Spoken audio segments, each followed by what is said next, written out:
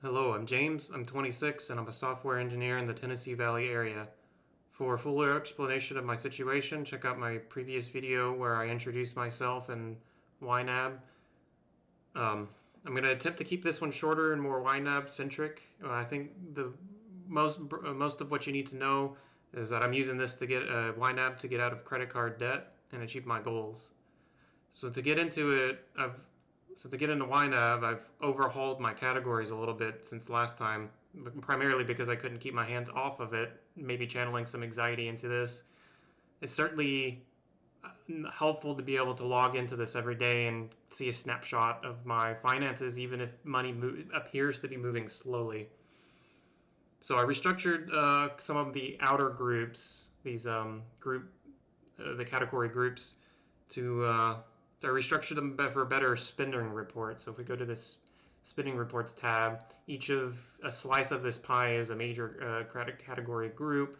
I won't go too much into that this video. Maybe I'll do a video at the end of the month after after all of my transactions have been tabulated, and I can go through that and give me some insights and like if some of my fixed expenses are more than the recommended, like 30% for housing or what have you. And so feel free to give me some recommendations in the comments. I'd be happy to consider feedback and make improvements to my budget and this how my video making process in general. What else? Some other things I've done is I've deleted in the previous video I had a manual credit card payment category and at the suggestion of Alyssa from the channel Coin Troll Freak, I'll put a link in the description, I deleted the minimum payment category, and any payments are made directly against my credit card category directly. The idea here, I think, is to meet my target, which is to pay off that debt by December or January. I'm going to have to pay more than the minimum anyway. So it didn't really make much sense to budget for a minimum when given that. Furthermore, I've kind of tried to do a set it and forget it. I've reworked the auto pay to this account, this credit card. I'm doing it bi-weekly, which is when I get paid for half the target. So it's $595.65, and so I've divided that by 2 and set a bi-weekly auto pay, and deleted the original the original minimum monthly balance payment. So if that deleted, I'd no longer even have to think about it, and I didn't have to categorize it separately, and all the money can go directly into this category. Let's see. I added more true expenses, like things I expect, like car funds. I'm going to need new tires for my car eventually, so I need to start shifting some funds to that. And medical. Let's see.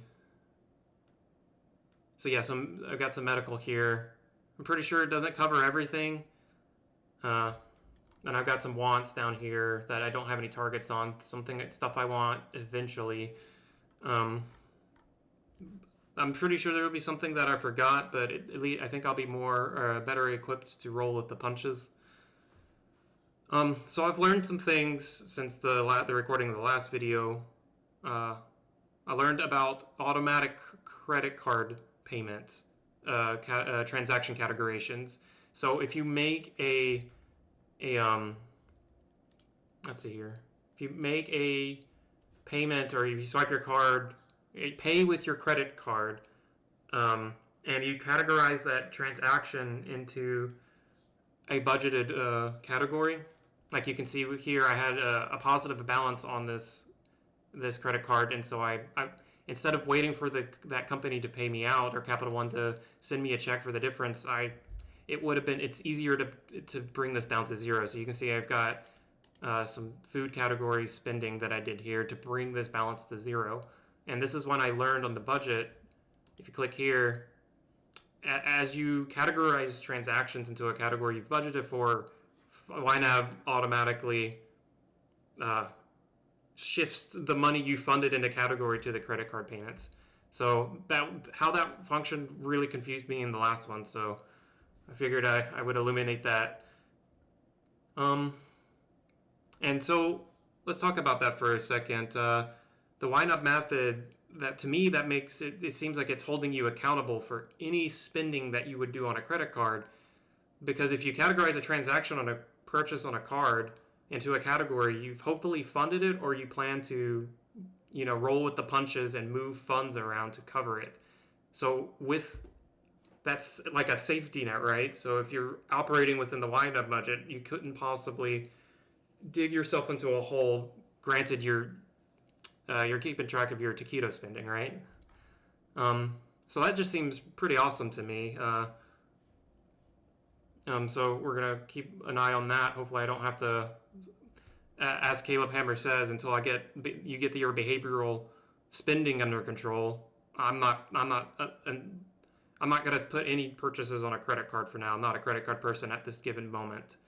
The only purchases that are gonna go on any cards that I have is if I have a positive balance, to bring it to zero, so I don't have to wait for a payout. For example, this morning I think I got a TurboTax refund due to a mistake that they had made last year, that something about I paid more, or they deducted a payment that they didn't mean to. Is that they made a mistake? I'm really confused by that one. So it has not been plugged into YNAB yet, so I'm not sure what I want to do about it. I think what I'm going to do is I'm going to house it in its own category, wait 6 months and see what happens. So I'll have to do some gymnastics there to get that to happen, but luckily I don't have to think about that right now. So furthermore, I've learned about the buffering system in YNAB. You can see I've only got the green number for age of money. I believe in YNAB, to get ahead, once you've covered all of your essential purchases for a month, you just click ahead to another month and start funding categories in the month ahead. And I think that's how you get the blue number, which is your amount of days of buffering. Please correct me if I'm wrong, but I suspect that's how that works, and I'm operating on that's how that it's going to work that way. So I deleted my buffer category, and I'm just going to plan as I have excess to fund months ahead. I'm still going to have an emergency fund category, and the reason I want this is to keep track of combined savings accounts. I've made some shifts, and I've put the bulk of my savings into a high yield savings account, this brighter day, which is 5% up to a balance of $2,500. So it's like a tiered thing. Once I reach that tier, the limit of that tier, I'll open another high yield savings account and keep my emergency fund liquid, because you should be able. That money should be readily accessible, and so long as it's sitting in a high yield savings account, I will also earn dividends and investments on it. So that'll be awesome, and I'm going to keep track of that. So that's buffering. I talked a little bit about investing on my last video, because I have this Acorns account, and I incidentally or accidentally really left a contribution, like I think it was weekly at like $5 or something like that, and I was like, maybe I can keep that, but digging into a little bit more, I don't think that's what I want to do. So because I'm a W-2 employee, my benefits and 401k retirement contributions are deducted before I get paid, before I even see that money. So at this given moment, I'm only taking my employer's match, which is 100% up to 3, and then 50 to every percentage point up to 5. And so that's related because I shouldn't be investing into any regular investing accounts. I think my plan is to max out the 401k, and I want to do that after I'm out of the high interest debt. So let's see, I'm halting my contributions to regular investment accounts, and I did that because I've read since making the last video that you probably shouldn't be making investments to a regular investments account if you don't have any long-term savings. The market is great for long-term savings, and you keep it more accessible outside of a retirement account. So that's a whole other story. But at this point, other than like a house down payment, I don't really have any long-term savings. So and I don't really want to focus on. Well, I want to, but I need to focus getting out of the credit card debt before I really focus on saving for a home down payment. So since essentially I'm halting the contributions to my regular investment accounts, the plan will be to max out the 401k, and any excess should go to a Roth IRA. And it, like I said, it'll be a minute before I can even increase those limits, those contribution percentages, because getting out of credit card debt is and building that emergency savings fund are the primary goal, and those are later down in the line. And to better visualize that, I found this awesome flowchart on r/personalfinance. This right here. I'll put a link in the description to this resource, but it's essentially like a flowchart for things that you should be meeting before you start the other steps. So I've looked through this. I'm building a small emergency savings fund. I'm paying all my non-essential bills in full. I'm taking my employer's retirement match. Right now I'm in this magenta. I'm sorry, I can't really tell what that color is, but I'm in this high interest debt payoff loop. So I'll be here until like December, and then I really start pumping funds into my emergency fund. At this point, I'm putting a real low percentage per paycheck into my high yield savings. It's like 190, which ends up being like 5% or something. Might be, 5% of my, no, sorry, 255, which is 5% of my income, my 10% of my income. Jeez, I'm bad at it. I maybe have to readjust that till I'm out of this loop, but right now it's somewhere in one of those numbers I've said. And then next will be the moderate interest rate. That'll be the car payment, and I think I'm gonna pour as soon as I get that retirement fund. After I get my high interest debt, it'll be this moderate rate loop. So this is an awesome resource. It really helps put into perspective where you should be in these phases. So I'm about phase 2, phase 3, and phase 4 is what I was just talking about as far as maxing out those contributions. So it's probably going to be a minute before there's a significant bump to my retirement account contribution. I think what I want to do is bump it to like from 5 to 10, just to celebrate getting out of credit card debt. So absolutely not maxing it out by any means. I think maxing it out for my income would be like 24%. So I'm not there yet. So I want to make steps to get there. So I'm gonna kind of do these out of order, but take it or leave it. This is a really great resource. So with all that said, let's get into funding my categories. I've been anticipating this all week. So expand this bills.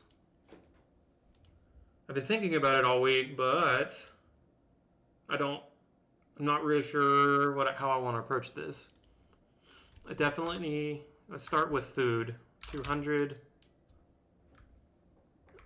I want to add 200 minus what's already there, 1765.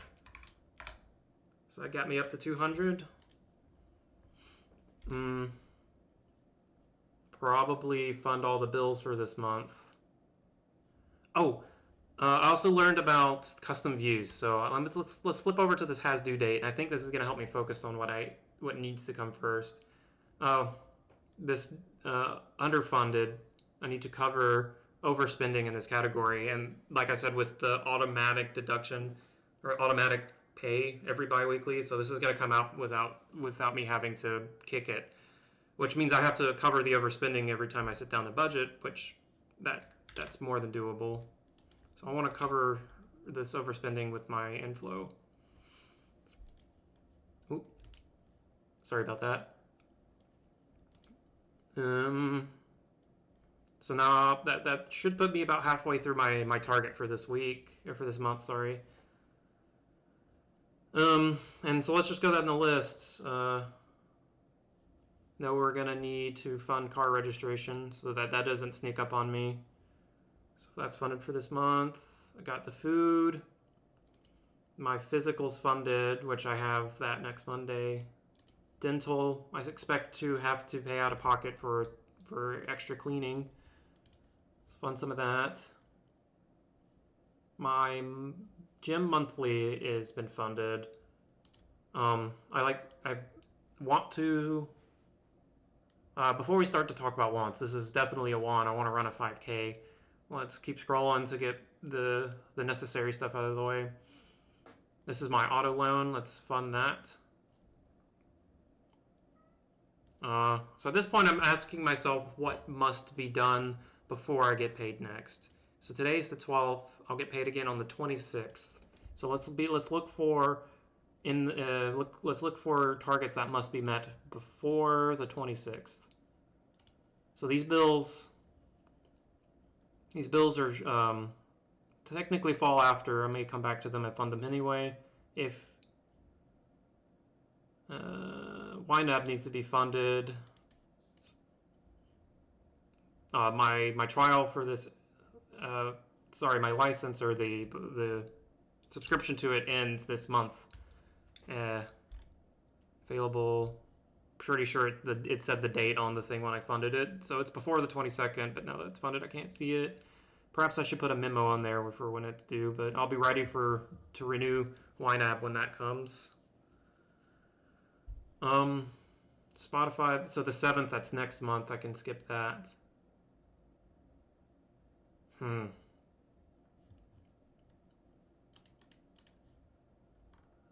Sorry guys, it's a struggle to kind of figure out what I want to cover before the next paycheck because the lack of that buffering. So I'm more than excited to have that buffering. I really want to avoid funding wants before bills in the essentials. So let's get these bills funded. I've got food. Perhaps I've been spending under 200 per week. So the issue with keeping this at 200 is that I may fall short the week before I get paid. So I think we're going to bump this up another 200. And so at this point, I think everything that must be funded before my next paycheck has been accounted for. So again, the 26th, 7th is next month, the 28th falls after I get paid. The 1st, so funding my rent for next month falls next time I get paid. So I think what we do here is any of my targets that aren't subscriptions and bills, any of my want targets. So like a surprise fund, more on that later. It's a surprise. In my mind, I know what this means, but I don't want to expose this one just yet. But and again, I got this trip that I signed up for before I discovered YNAB. So I think these two get funded. So that puts me on track for that. 28th, that's after. Let's go ahead and fund this. It's a subscription that I want to keep. Let's see here. I think the rest gets dumped into my housing, my rent. Yeah, let's do that, and then I will probably continue to stare at this every day, and I'll probably shift money around. Oh, let's not do that. Let's assign the rest to rent.